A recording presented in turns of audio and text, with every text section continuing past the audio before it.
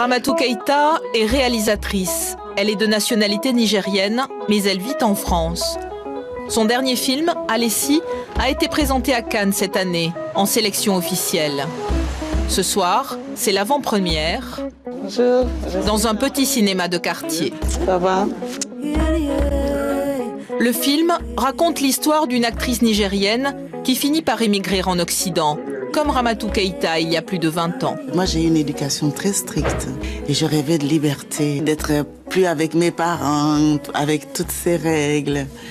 Et puis, quand je viens ici, je vois que c'est pas ça du tout, que je donnerai ma liberté pour un peu plus de fraternité.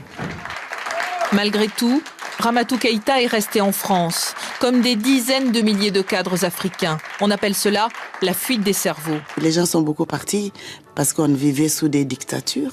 Vous avez des gens brillants qui ont dû partir parce qu'ils n'étaient pas libres.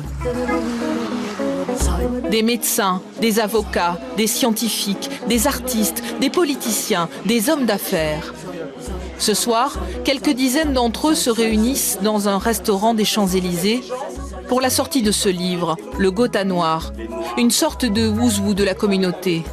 Invité d'honneur, Dieudonné Niamankou, universitaire. Il a quitté la Côte d'Ivoire à l'âge de 18 ans. Vous êtes jamais dit « je manque à mon pays » ? Oui. Je me le suis dit. Vous avez ce regret-là ? J'ai ce regret-là.